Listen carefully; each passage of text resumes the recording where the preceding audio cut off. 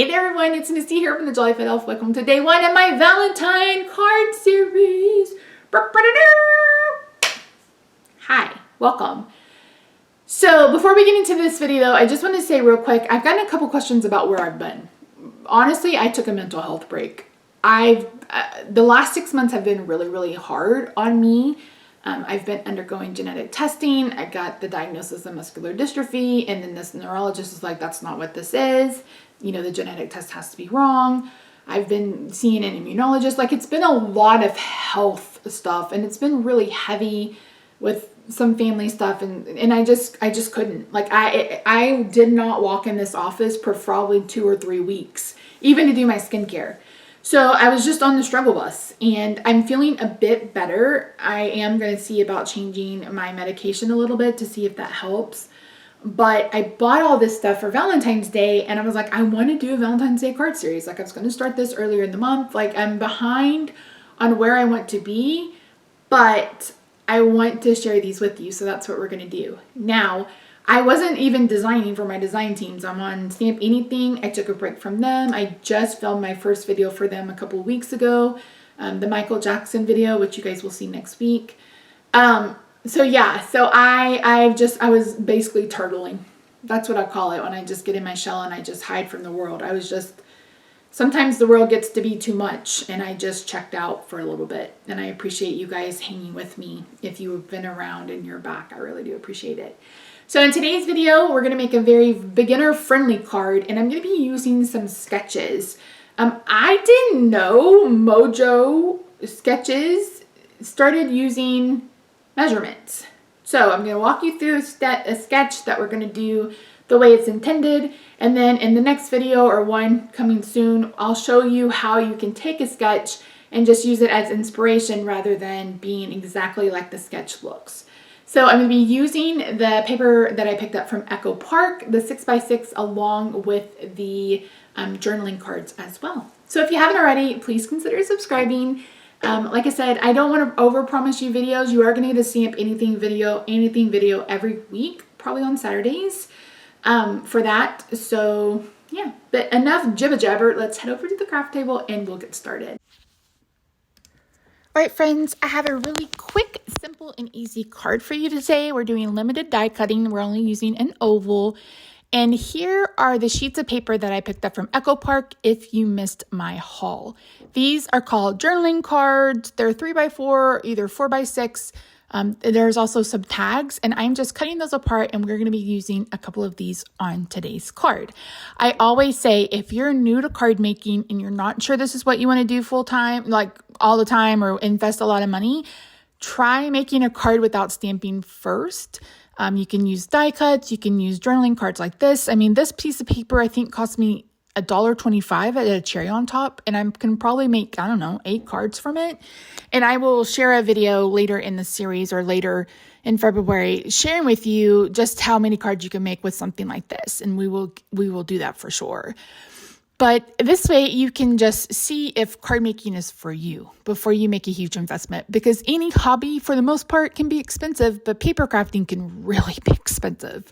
Gone are the days where there were 2 CHAs a year, and that's when we got new releases. Now most companies are monthly and they're huge releases. So yeah, you can really sink a lot of money into this hobby. And I mean, if you have the funds, go right ahead. But if you're someone like me who's limited funds and you want everything, this is a way to kind of get the most bang for your buck.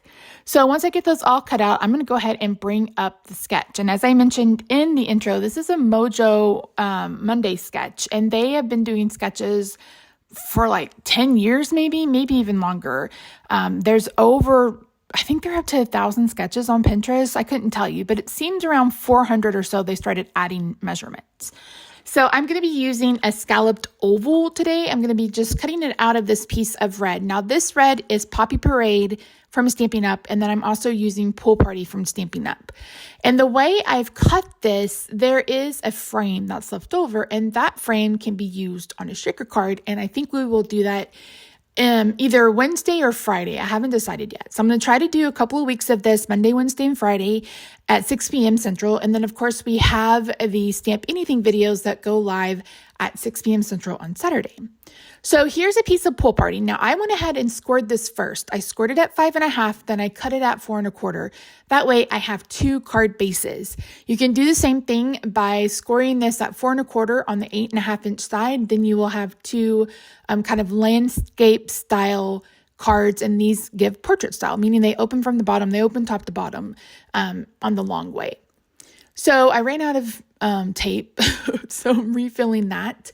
But this paper is so stinking cute. And I feel like this is the first time in a while that I've been really drawn to paper from Echo Park. The one thing that drives me a little nutty about Echo Park is they kind of release the same thing in just different colors. Now, Doodlebug can do the same thing sometimes, but Echo Park for sure does it. It's rare that they do anything different and new. I'm still kicking myself for not picking up that 6x6 paper pad from this Christmas. I may see if I can find it again. Do I need paper? No.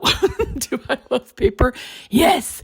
And I was actually thinking about doing a challenge this year where I challenge myself to use up 4 or 5 paper pads. If that's something you'd like to see me do, just let me know. I'd be more than happy to do it. So I bought a new hole punch because I couldn't find my other one. And Rob's like, it's probably somewhere right in front of your face. It was, but I went ahead and bought a new one anyway because I still hadn't found it. And it doesn't cut very well. So yeah. So I'm using a We Are Memory Keepers corner rounder punch. I believe that's the quarter-inch, half-inch one. And I went ahead and did the corners, and then I mispunched the one on the left, and I am going to have to repunch it. So you guys you saw me use English, Misty. This metallic embroidery thread during my holiday card series. I brought some out of the kind of turquoise and the red, and I am just fraying it and then wrapping it through the hole in the tag that I made. And so together, this says, love you for like ever. And I thought that was just so cute.